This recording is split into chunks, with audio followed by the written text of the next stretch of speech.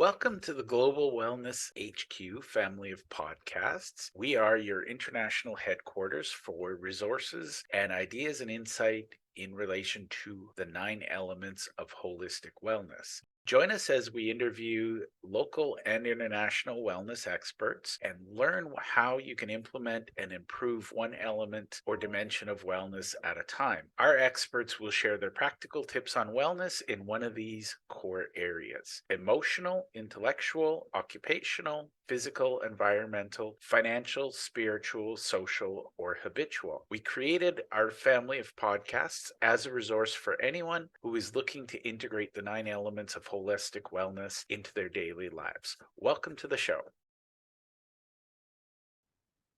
Hi, everyone. Welcome back to the show. In today's episode, we have my new friend Kavita Sahai with us.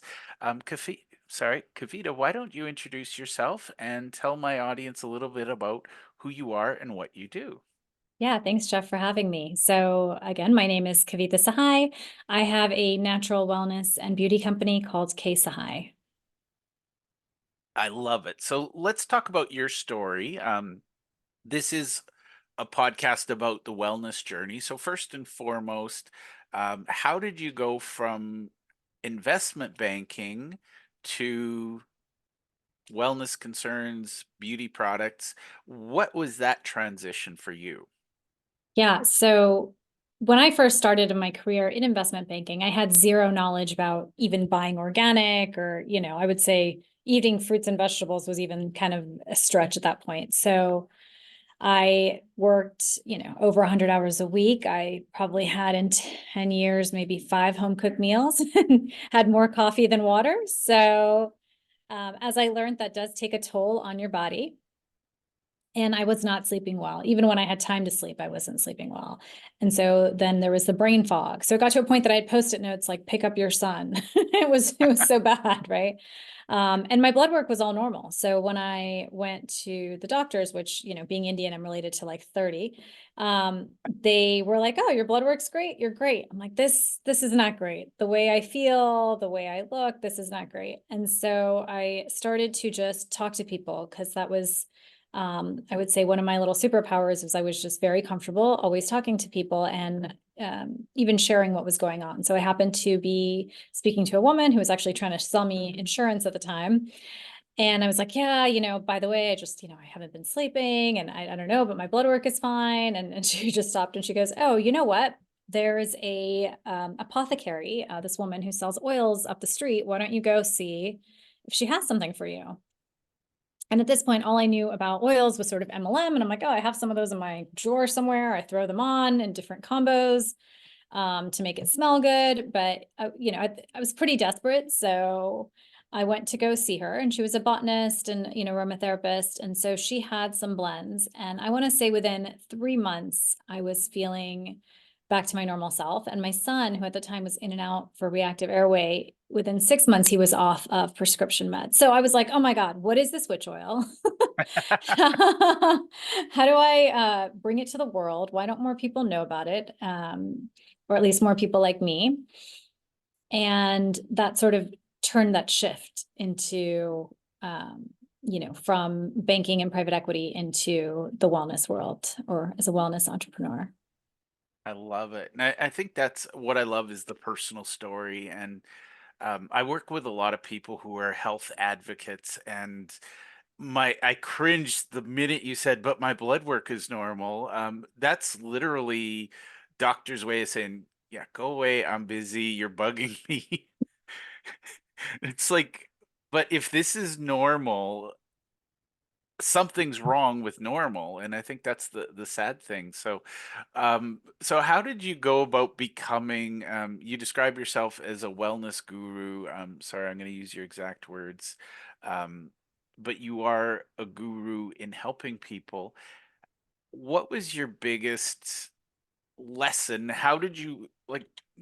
Sorry, I'm asking the wrong question. How did you start that journey? What were your questions? What were you questioning? Because you mentioned you have a bunch of doctors in the family, and I'm sure every one of them's like, "Oh, your blood work's fine. Just stop complaining," right? Yeah, no, he was even at the point where through many different conversations, someone mentioned something about Hashimoto's, and I took it to my doctor and I said, "Hey, why don't you test me for this?"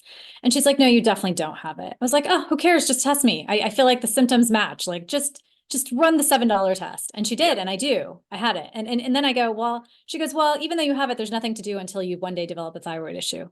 I was like, "But could I maybe not develop the thyroid issue? Could I maybe stop that?" And she's like, "No, just one day, one day you will." So that was sort of, I think, unfortunately, my experience with having to learn it more on myself. So the way the journey progressed is I just started to ask a lot of questions. Coming from a background of finance, I was all about the numbers and the science and like, why is this working? What's going on in my body? Why is my body not working properly? And why isn't that getting picked up in the blood work or, in a way that's there? And so through that, I just started this learning journey that really continues even today. And I picked up certifications, but it was more just a way to structure the learning around aromatherapy, Ayurveda, yoga, nutrition, and really just have hundreds and hundreds of conversations with people on, what are they doing? What's working for them? And then looking up and seeing behind that, what is the science? Why is that working? And through that journey, I really discovered, the big, if you were going to say the one aha was sleep.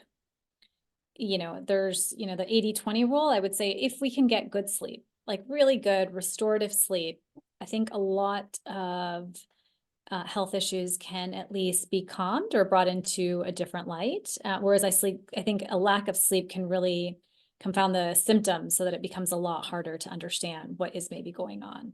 And so I really focused on that from every different angle, from an, Ayurvedic angle of testing, like what are the right times to go to sleep? Like, do I really need to be in bed at what hours? And then what are some rituals I can do beforehand? And then how does that set you up for the morning? So I really looked at rituals as well. Like, what are all the rituals that we do and what's the science behind them? So one that I always thought is interesting is most cultures pray before eating. And why do they do that? It's because it calms your fight or flight so that your nervous system is calm so that you digest better. So I started to see that there was a lot of things that we got rid of as we became this like fast society Yep. of We're like, on go, go, yeah, go. fast food, immediate gratification, make me feel better with a pill right now. Yeah. Easy Um, button. Yep. Easy button, exactly. But reality, if you look back, there was so many practices in place that really did protect our mind, body, soul, and really trying to bring some of that back as well. I love that. Now, let's talk about normal for a second because I think a lot of people who I deal with, and you'll relate to this, in the pursuit of wealth, they really squandered their health, and now they've got their wealth and they're trying to reinvest it to reclaim that health. Um, what are some of the signs? You mentioned burnout, and I think it's safe to say anybody working 100 hours a week, burnout's in your future, whether you Mm. accept it or not. I've been there. I was really disappointed to realize I was a mere mortal. Yeah. Um, but what are some of the early signs of burnout? Because, like you, and I suspect you and I have a lot in common there, I'd rather prevent something than figure Yeah. out how to fix it. Yeah, 100%. So I think the biggest, you know, with burnout and with this, and sometimes you don't have to be working so many hours to experience the same things because it's stress. Stress is what's the cause of, I think they say 90% of all disease. And so I think the small rituals to help release stress. So there's so many different things you can do. And I really encourage people to experiment. And I think that was one of the things, like, even why do we pray like this, right? When you put your pulse points together, again, it'll help calm you. So there's so many different things that help calm the body. And I think that's the biggest thing. Are we doing those things throughout the day? Because sometimes it doesn't matter if you're working 2 hours, or 20 hours that day. It's how are you caring for yourself throughout that whole process? Not that I think anyone can be calm working 20 hours a day, but it's that idea of what are the rituals that you're bringing back throughout your day to help keep the calm. Um, and that way your response is not so heavy. Like, someone likened it to a soda can. Like, if a soda can is going around and something shakes it because someone cuts you off or something, well, if you've shaken a full soda can, that thing's going to explode. But if you can keep your soda can at like a half or quarter full, if someone shakes it, it's still not going to explode. And I think that's really the goal. Can we not all walk around in this constant state of, where anything's going to put us over the edge? If throughout the day we're really taking those steps to bring calm to ourselves, whether that's meditation, tapping, oils, like whatever that might be, or maybe some combination of everything, that I think is really the key.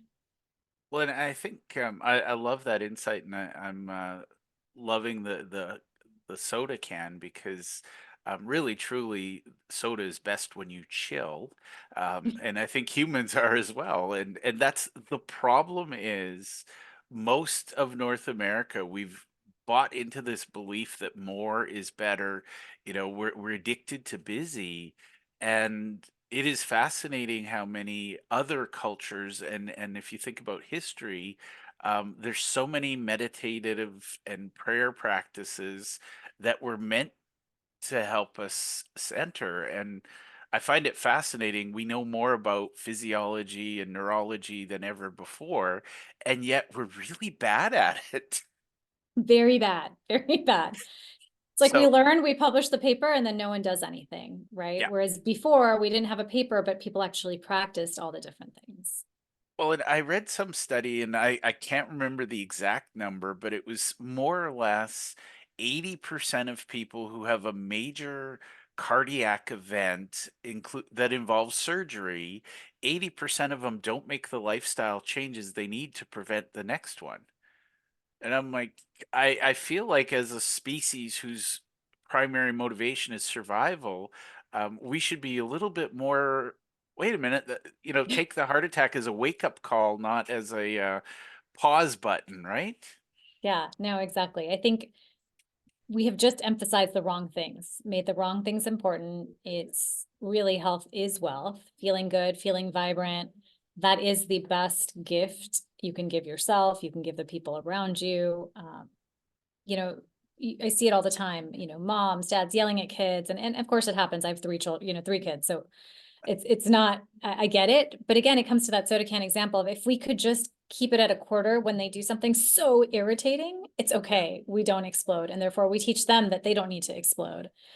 Um, so yeah, I do think that just finding things and experimenting for everyone, it's different. It could be that people don't make the change because they think there's one way. They look whatever the latest influencer is doing. It's like, if I don't like that and that doesn't resonate with me, then that's it. No, there's hundreds and thousands of techniques that you can try and see what works for you. It's really this like lifelong experimentation process of this works and this doesn't work, and it'll change. I used to never enjoy meditation. I used to cringe, and now I can't have a day without it. So it depends on where you are in your life and how you practice it, how you learn it, but just keep finding different teachers and different methodologies.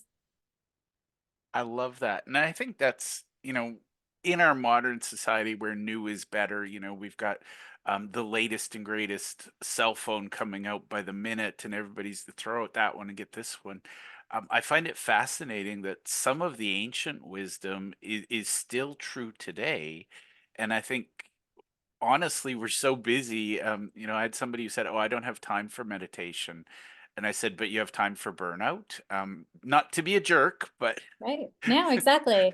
And it doesn't have to be long, like even doing mudras and things, like it's all these little things can help make such a big difference in your mental health. And so I think people have gotten into the physical health because it's such an outer appearance thing, but it's yeah. also what are you investing into your mental and emotional health? Well, and I think that's a fascinating thing. You see people who go to the gym, 6 hours a day, but they won't read a book. And it's like, you need to work on both. And by the way, one of the trends I've noticed from my podcast, I talk to experts in all fields, and the big things are we need to move more, we need to sleep better, we need to be better hydrated, and we need to breathe better. And it's not getting the newest and latest piece of equipment. It's not, joining this program or that club. It's just the little fascinating things we can do at our desk. I'm going to be honest, I don't know much about the oil industry. And the reason I don't is I have some issues. I'm OCD, and I don't like oils because they stick to me. So you get to educate me today, Kavita. But for those listening, first and foremost, what do oils do? And then we'll talk about a good oil versus a bad oil, and we'll talk about your oils. Does that make sense? Yeah, absolutely. So essential oils are probably the most potent part of a plant. It takes a pound, at least a pound of plant material to make one drop. So if you think about that compared to like an herb, it's 40 to 50 times as potent, just one drop of essential oil. So it's the essence. And the best way to get it is through steam distillation. And so essentially the oils they look like, if under a microscope, like big droplets on a plant. And the steam then separates those droplets. It then, carries them up in the steam, and then through a cooling process, you can separate the water and the oil. And so that's sort of the process. Now, that can get done many times. So we only use first press oils because that's the most potent. So if you think of it like a tea bag, the first time you steep your tea bag, it's very strong, and then you can keep doing it, and you're just going to get a lighter and lighter version of the tea. And so they do that with oils. And that's also why you'll see this range of price points. But I always tell people, if you have rose in your product, probably it's fragrance, because can you think about a pound of roses and what that would cost for one drop of rose, rose absolute, right? Yep. So always read the label, because fragrance actually disrupts your endocrine system, whereas essential oils made the right way can be incredibly beneficial. So, that's one thing just on process and quality that people should definitely look for. And then it's really the combination. So each oil has many different healing properties, but if one plus one is not two, one plus one, meaning the mix and synergy of two different oils could really be a formula that's 5 times as helpful if it's the right formulation. So formulation really matters. So again, it's who's formulating these products at the company. Are they really doing it to get you the most benefit? But having said that, it's not, there's a point where it doesn't work anymore. So if you're using more than, say, 4 or 5, 6 oils, you have to imagine you have to dilute the oils. You should never, ever, ever put essential oil directly on the skin. Now, if you can only have a small percentage, say 2% or 5% of your entire solution, essential oils, if you have 10 different oils, how much of each of those oils are you actually getting? Right. So I would say you never want more than 4, because at that point, you're really not getting you're not getting a significant enough amount of the oil to make a difference. So that's the other thing to look at. I love that. And I'm well aware enough. I'm going to guess, and you don't have to name names, but I'm going to guess that if you're doing first press oil extraction, there's somebody that's buying your waste and then reselling it to other providers. Is that a fair comment? Absolutely. Absolutely. So we buy it right from artisans, and those artisans sell us the first press. And then of course they sell the second, third, and fourth to, I'm not going to say a bunch of Amazon sellers, but maybe a bunch of Amazon sellers. And that's sort of where where that break-in happens in the quality, in the potency really of the oil. And the other thing you'll get is people just putting a ton of different oils onto that. So they'll be like, this, formula contains 6, 7 different oils, but really the cheapest one is the one that's all of it. And then they put in like Yeah. a Well, sprinkle. yeah. Just A gosh. little, they use a little Yeah, sprinkler thing and just dashed it over, right? exactly. Um, And then the so, second thing is, sorry, go ahead.